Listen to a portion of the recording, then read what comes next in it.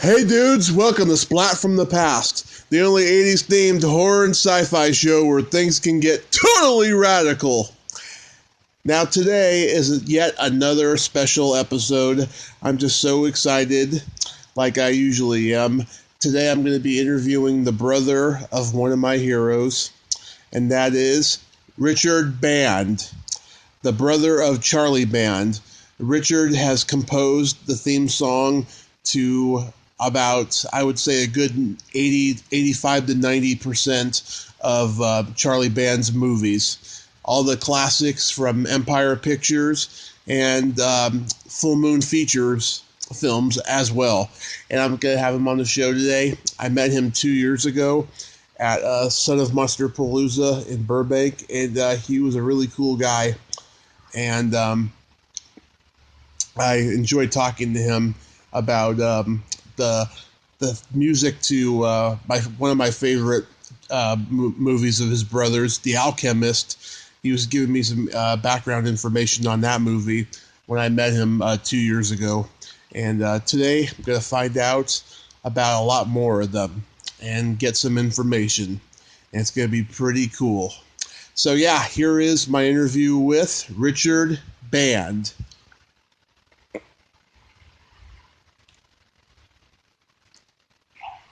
Hello. Hey, Richard. Hey. Hey. How are you doing? I'm good. How are you? I'm good. Well, you got through that time. Yeah. I think the one number was off or something. Oh, okay. Yeah, that happens sometimes. Where are you calling from again? Redding, California. Oh, Redding. Okay. Are you guys okay fire-wise? Yeah, we had some fires this summer, but right now we're okay. You're okay. So you're not affected by these recent ones in the last week. No, thank God. Okay. Yeah, no. Last summer that was another story, but these ones in the last week have been, well, they've been terrible here as well as up north. But I wasn't sure exactly what you were. That's why I was asking. I appreciate that. Well, welcome to the show. It's such an honor, and I thank you for taking the time today. Sure. You're welcome. So, go. Anyway, we're good. Okay. So going back to the beginning, growing up as the son of Albert Band and the brother of Charlie Band, who are both writer, producer, directors, did you fall in love with music right away and decide that was going to be your career path? No, not at all. Well, I mean, I fell in love with music early on, but as far as music for film, that didn't come till years later. As you mentioned, my father was a producer, director, and writer, and my brother and I, we grew up in Europe, in Italy. Mm-hmm. And my brother was into making films from a very early age when he was in high school. And, you know, those days was 8 and 16 millimeter films. Right. Way before videotape and all that stuff, obviously. Yeah. And so he always was into films. And, but we lived in Europe, like I said, in Italy, and grew up there. And for myself, I always loved music from when I was like 5 or 6 years old. My father would listen to classical music often, and I would when I lived in France before Italy, would come home after school and stand on the dining room table and put on Beethoven's Fifth and Ninth Symphonies and air conduct them from beginning to end. I used to love to do that. But it wasn't until years later when my father was doing he was shooting a movie in Spain, a Western in Spain, and the first night in Spain, in Madrid, we went out to dinner, and then after dinner went to a flamenco show. I had never been. I was only like 11 years old at the time, 11 years old. And so we went to this flamenco show, and I heard the guitar playing at the flamenco show and totally freaked out. And the next day I went out and bought myself a guitar and taught myself how to play. And about a year and a half later started touring around parts of Rome and Italy and performing. So that's really where that specifically is where it all clicked, was in that one night in Spain. Wow. So, in addition to classical, were you into pop music at all growing up? Yeah, well, after learning or starting to learn to play guitar and all that, I started putting actually my own bands together when I was about 13 years old, and then as things progressed, started touring around Italy and then parts of Europe. Mainly when I was like 15, 16, and 17, so toured around Europe, and that was all like like progressive rock and roll type stuff. I mean, I always loved classical, but back in those days, I was a rock and roller basically, and it was a great time to grow up in Europe in the '60s, and so I like I said, I toured around mostly Italy, but other parts of Europe with my bands at the time, 2 or 3 different bands I had over the course of four years, and so that's where I sort of really progressed in music a lot, but not in the classical vein. Even though I loved classical, I always did, but I was introduced to classical from a very early age. I was more of a rock and roller when I became a teenager, and so that's how it started. But during that period, my father obviously was still shooting and directing and producing films, and it wouldn't be till years later when I actually got into film scoring. But at that point, all I wanted to be was a rock and roller. I didn't care that much about film scoring at that point. So, guitar was your first instrument? Yeah, it was. That was the first one. How many instruments do you play overall? Right now, I don't play any. No, I'm kidding. Guitar was first. Then when I started, years later, when I went to study music formally, then I learned clarinet and wind instruments and piano, and so it sort of progressed like that. So it was first guitar, and then then piano and woodwinds basically, and but it all started with guitar. There's no question about that. Nice. Where did you study music at? I studied at a liberal arts college that no longer exists here in Los Angeles. It was called Immaculate Heart College. It was a very good liberal arts school that specialized in music, and actually they have a high school that existed at the same time. I think it was an all-girls school. In fact, it still may be, but the high school still exists. It's a Catholic high school.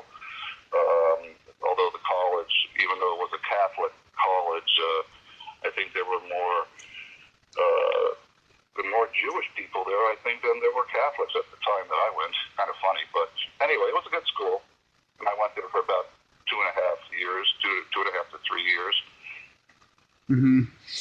So how did you end up becoming Charlie's official composer for Empire? Well, I don't know if I was ever the official composer, but I guess I did do a lot of the films. Well, I mean, it happened that in 1978. I mean, it's a long story, so I'll make it kind of brief. Before 1978, let's say, I had left music school. I had left college at that point after about 2.5 years or so, and then studied composition privately for about another year or two. And at that time is when Charlie started getting into actual filmmaking. This is even pre-Empire. And so I, at that point, after studying formally music in a college, and then privately, I sort of got disillusioned with academia. And since my father and my brother were both into filmmaking, I decided to dabble for a while in production for films. And so I started out on one of their films as an assistant director, or a production assistant rather, and then rapidly graduated to be an assistant director, and then went from assistant director to production managing, and then executive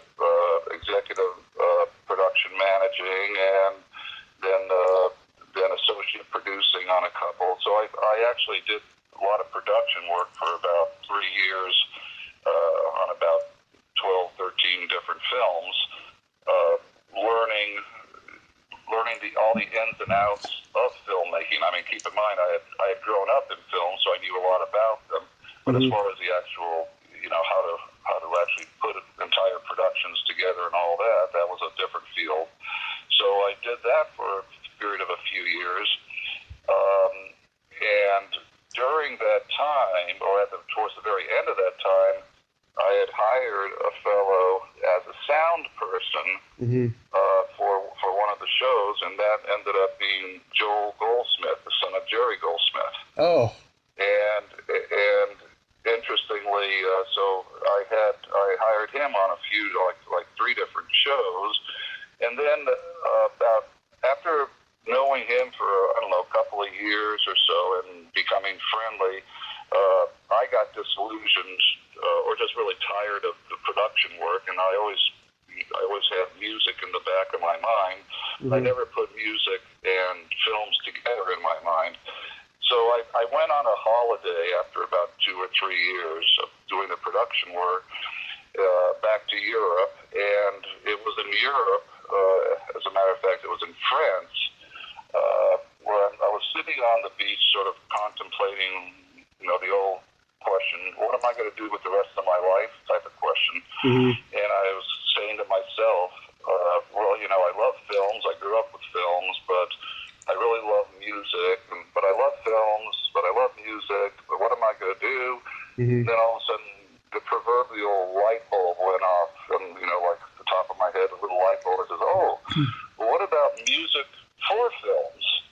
And like I said, I was on the beach in France by myself looking at this big, huge rock. I mean, I can see it to this day in my mind's eye.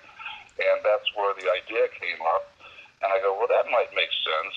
And within 2 months after coming back to the States, Charlie had finished making this film Laser Blast. And but he didn't have, way back in those days, he didn't have distribution control or much control over it at all, unlike in later years. So I had to broach the distributor of the film. The distributor company was called Compass International, and Compass International was run by a fellow named Erwin Yablans, and Erwin Yablans had made a fortune a year or two before that with a little movie called Halloween. So he was doing very, very well, and but I had to convince him, as well as my brother, to give me a shot at doing the music for Laser Blast. Anyway, as it turned out, Joel Goldsmith, again, who I had known at that point for 2 or 3 years, he had always, because of his father, been sort of into electronics of music and all that. He had never done a score either. So we put our minds together and said, well, why don't you let us both do the score? That way you have, the Goldsmith name, right? And give us a shot at doing the score. And that's the way we both got our first score that we did, which was Laser Blast. Amazing. Wow. So I'm going to mention a list of films you composed. Tell me anything that comes to mind about the writing of the music or the recording or anything or inspiration, any of that. Okay. The Daytime Ended. Okay, The Daytime Ended. Very fun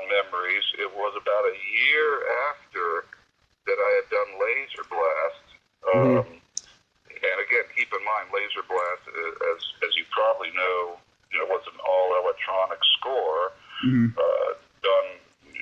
Done way before MIDI, so we actually live performed the entire score. And but the only way that got done was, one, because Joel Goldsmith at that time had a pretty decent knowledge of electronics, right, synthesizers and stuff like that of the day, Right. and he had a bunch of contacts of people in studio, in recording studios, and so we managed to use all those contacts to actually get the score done. But again, my training, for the most part, was more formal. So I had a much more formal classical education up until that point.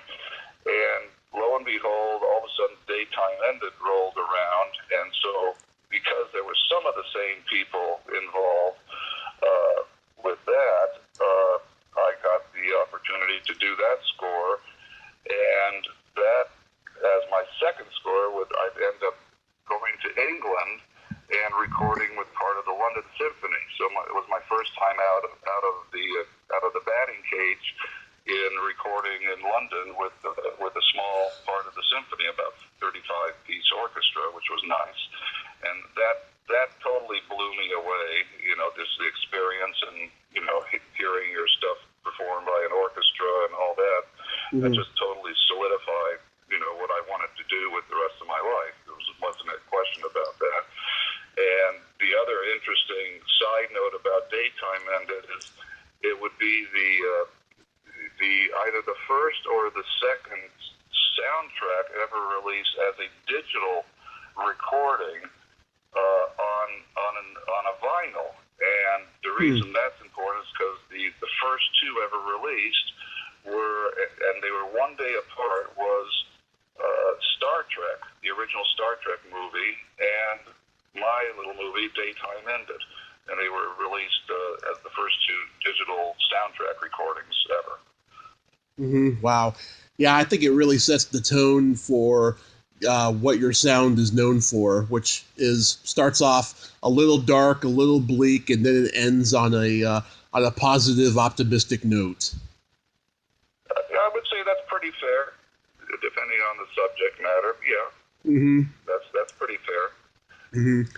Like when I met you at Son of Monsterpalooza, I told you my favorite score that you ever did was The Alchemist, and that's a perfect example of that as well. It reminds me of Little House on the Prairie with that wistful keyboard and then the classical piano and stuff. Mm-hmm.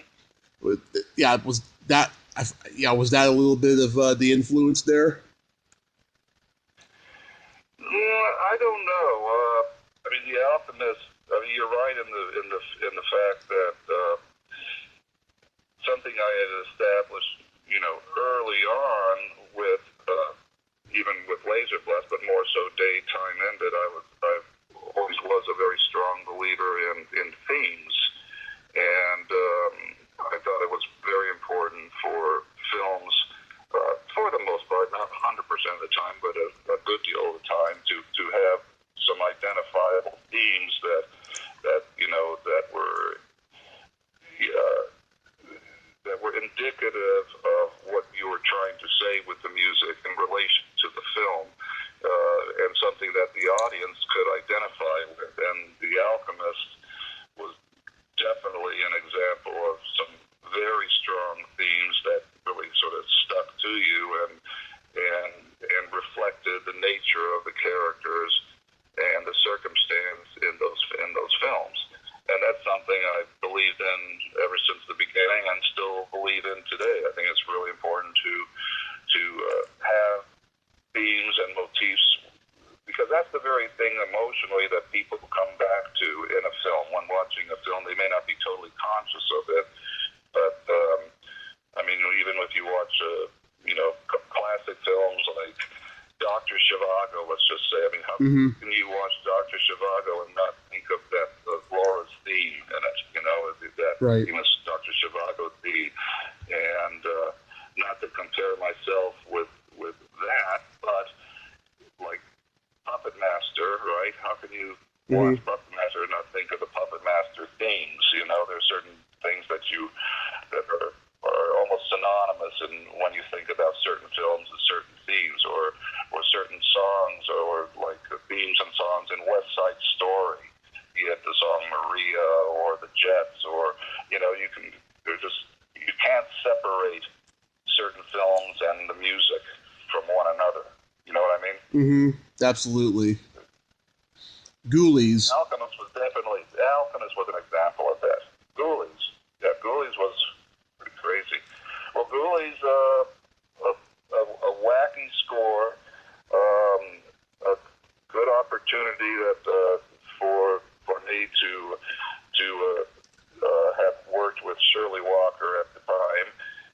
Shirley I had brought on a couple years earlier to conduct the score I did for Metal Storm for Universal. Mm-hmm. And she was very talented, and I worked with her on, like I said, I brought her on as conductor for that, and then later on would have her also brought her to England to conduct the score for Ghost Warrior with the Royal Philharmonic Orchestra, which was fantastic. And subsequently, we did some co-writing together on various things, of which Ghoulies was also one. That we worked together on, but also Ghoulies, like half the Ghoulies was music that I had done from other movies, because there was such a low budget on that we couldn't score the whole thing. So I had actually used some cues from other movies that I had done. Mm-hmm. But still, even with that, we had still a good deal of original music, and again, that's another example of strong themes and certain feels, that tie the music very much to that movie. Mm-hmm. Probably the score that you're mostly known for is the great score you did for Re-Animator. Never heard of that film.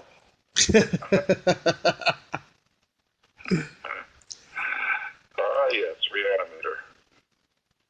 Yeah, by the way, I don't know if you know this or your audience, but like 3 weeks ago, I had a special screening here in Los Angeles at the Ricardo Montalban Theater to announce what we had. We had the screening, and the stars of the film were there. Barbara Crampton, Jeffrey appeared via video, and the producer Brian Usna, myself. And the whole idea is we were launching a campaign because next year, starting Halloween week, I'm going to start, hopefully do a nationwide tour of performing Re-Animator live to film with a 45-piece live orchestra. Oh, wow. That's amazing. So that's going to be a very, very cool event, and we're starting an Indiegogo campaign that just like in the next week. Actually, we've already started, but we haven't launched the Indiegogo yet, because it's to take a certain amount of money to we have to raise a certain amount to be able to do that. But I'm sure that we'll be able to put it all together, and so we're planning the first one. Will be Halloween week next year. Wow, that's gonna be a cool event. So if anybody wants to check that out, go to reanimatorextravaganza.com, and you'll be able to keep apprised of what's happening, or if you want to donate to the campaign, or you want to invest in it, whatever. There'll be lots of information forthcoming in the weeks to come. But that's going to be a very, very cool event that people will be able to go see the film, except with the live 45-piece orchestra and some other craziness that I don't get into now. But it'll be a show. That's for sure. Awesome. Yeah, I wish you a lot of luck on that, and I'll definitely see it. That'd be really awesome. Yeah, it will be. But yeah, Re-Animator. So that was, what can I say about Re-Animator? The history. It was quite an experience. Recording it was somewhat disastrous in the beginning. I recorded it in Italy, which I should not have done in retrospect, because while the Italians are very good at some kinds of music when it comes, they're great at westerns, they're great at the Hercules type movies and those things. They're very good at thematic stuff. But are you still there? Yeah. Okay, I heard a beat. This must be something else. But anyway, but they weren't quite ready to record a very contemporary score like Re-Animator. So in the first 2 days, I ran into a lot of problems, which got worked out. But I ended up going way over budget for Re-Animator, and that all came out of my pocket, which wasn't fun at the time. Now, 30 odd years later, it's okay, right? But at the time, to have to dip into your own pocket to the tune of $20,000 is not fun. Let's just put it that way. No. But the rest is history, and it all turned out good in the end, right? So absolutely, that was an experience unto itself, and has been for years to come, obviously. Yeah, I definitely think it's your best. I enjoy it a lot. To me, your scariest music is from Troll. Because you think it's scary? Really? That's interesting. Well, I think when the trolls are chanting, that music is very, very scary and dark, I think. Yeah. I mean, it's got definite elements to it, but I personally see Troll much more as a fantasy rather than real scary. Mm-hmm. I guess it depends on how old you were when you kind of looked at it also. Yeah. So, it's kind of like, like the way some kids would see Harry Potter for the first time, right? And they would see that, and, younger kids would be very scared, but older kids might see it more as a fantasy. And then even the younger kids, as they grew older and the franchise went on, that they got less scared, but they enjoyed the fantasy part of it. So I never saw that as a really scary movie. I saw it more as a fantasy movie. Whereas on the other side of the coin, something like From Beyond or Mutant, those I saw as scarier type of movies. Mm-hmm. Yeah. From Beyond has kind of a new age avant-garde feel to it. Yeah, it was definitely musically. It was I think one of my better scores. Actually, it had a lot of very complex writing to it, along with some very simple but sort of cool electronics. But it was mostly all live instruments, mostly strings with some brass and winds. But I think overall the writing was quite a bit more sophisticated than others. But I just saw that as a kind of a scarier film, like with Mutant. Mutant also was I think a scarier film. I don't know. I guess I just separate fantasy and scary stuff a little differently, Mm-hmm. Or even, for instance, like years later, like what I did with the Masters of Horror series, the Dreams in the Witch House that I did for Stuart Gordon. That episode that I thought was very scary. But I guess we all have different, subjective feelings as to what we think is scary versus other times. Mm-hmm. You showed a lot of versatility in all different types of music when you did the TerrorVision theme. It's got mixes of scary horror music, but it's got silly Addams Family type of music in it too. Right. Well, definitely that was one where really went out on the limb and made it. The best way I can describe that's where it's just wacky. I mean, it really is wacky with some sort of really vintage type of quirky electronics in it, mixed with some interesting contemporary stuff. But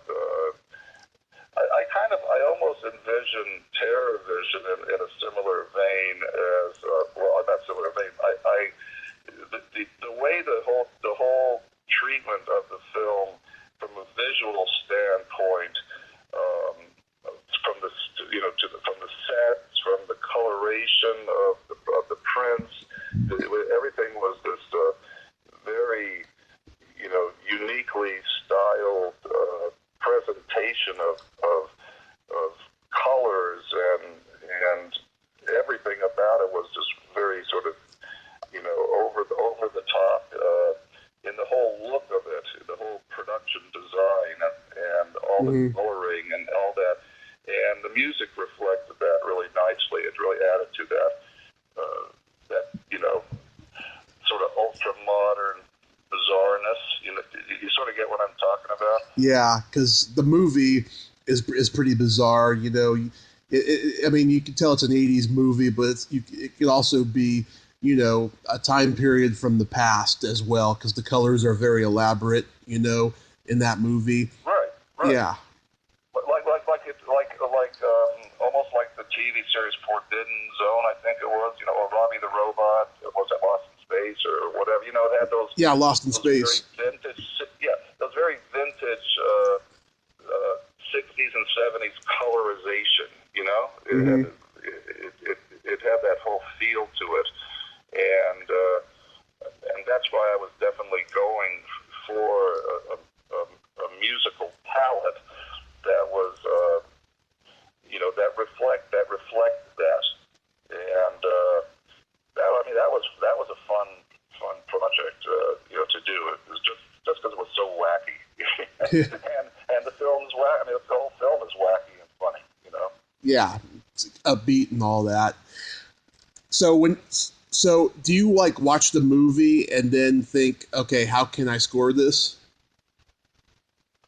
Well, sure. I mean, in most cases, I'll see the movie in either a close to final cut. Well, there are three scenarios, and it depends on the movie. Sometimes I'll have it advance on something, maybe even a year in advance, where somebody, will send me a script, so I'll read a script before they even shoot. That doesn't happen too often, but maybe 20% of the time where they want my take on things even before they start shooting. Most of the time, it's when they've shot the film that I come onto the project, and they have a rough cut. That's probably the bulk of the time, maybe 50, 60% of the time. And then the rest, the other 15, 20% is when they have what we call a lock. In other words, when the film is totally edited and cut, and I come on at that point. So those are basically the three scenarios that are the most usual. And what I'll do is I'll usually sit down on that first rough cut, or even a final cut.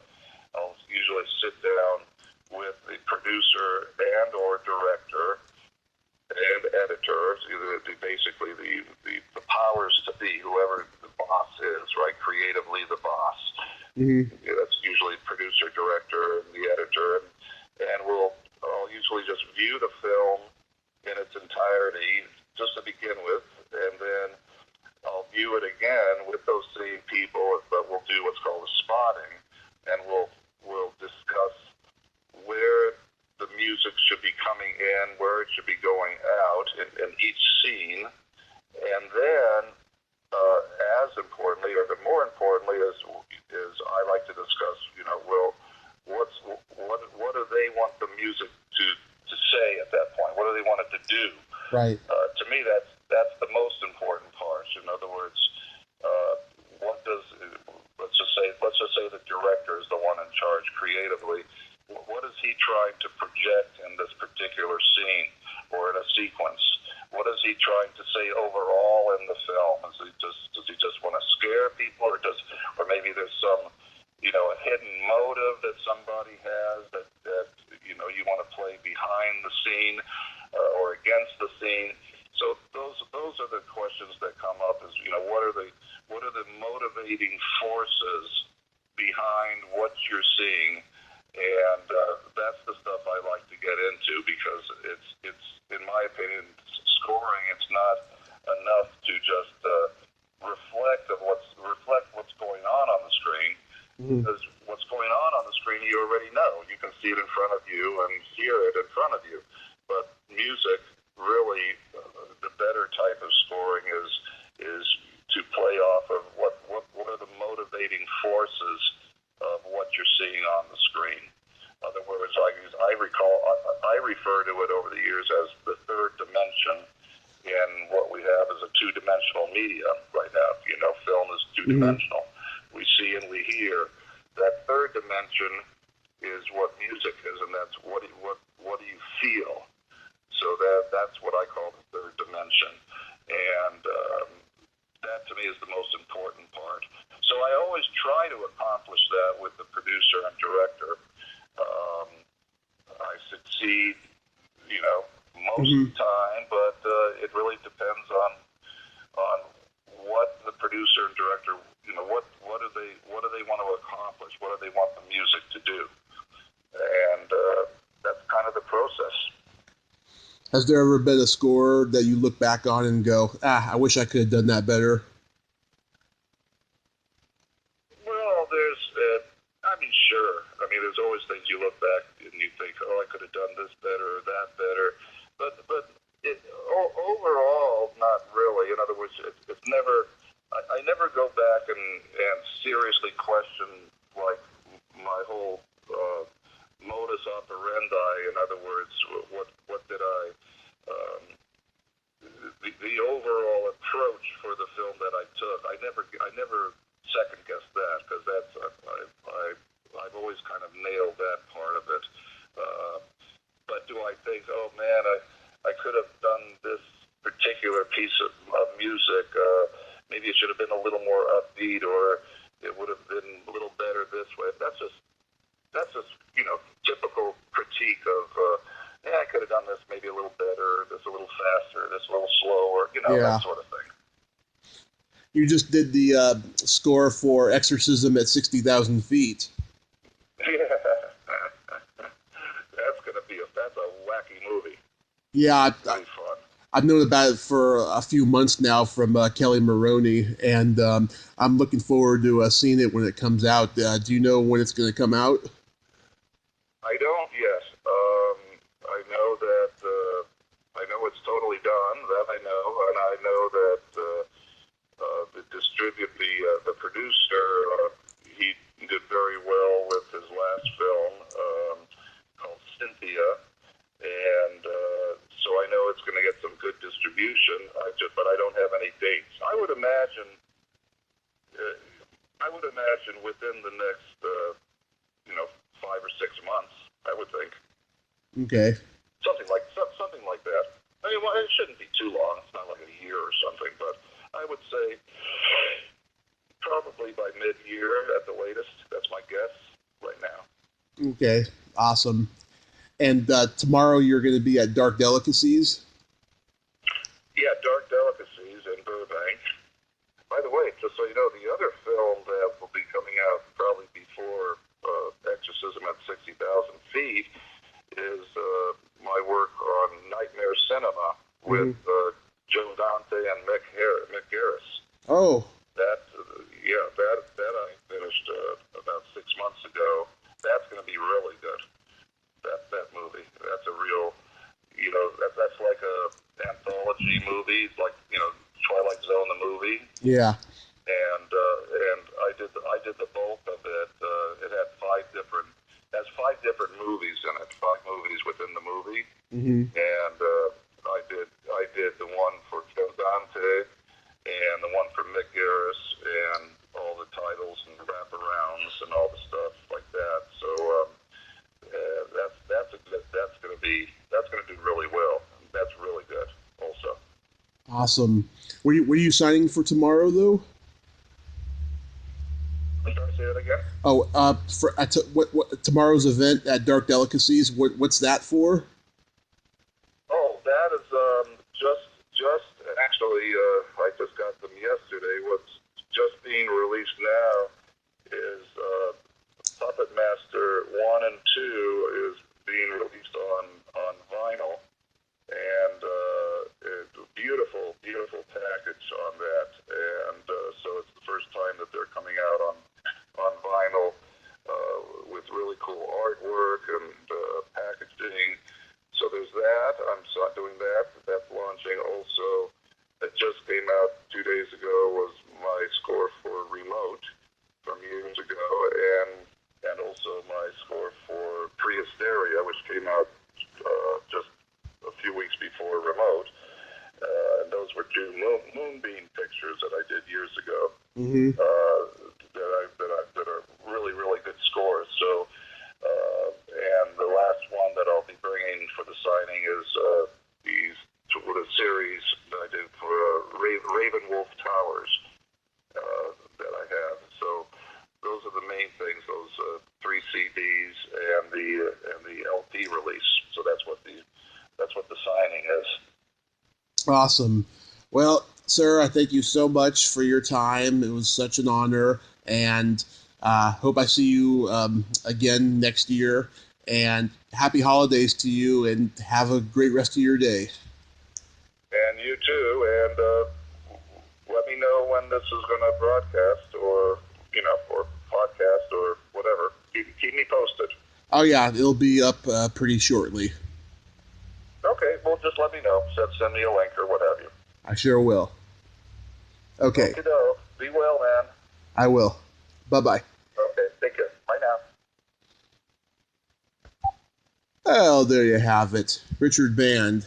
Ain't he a cool dude? Thank you so much, Richard. It was such an honor to talk to you. You're a very smart man, and you have great stories about your music, and your music will continue to frighten and entertain for generations to come. Well, if you like this video, everyone, please subscribe to my YouTube channel, add me as a friend on Facebook, join my Tommy Kovac comedian page on Facebook, follow me on Twitter and Instagram, and all that fun stuff. Well, that's all time we have this week on Splat from the Past.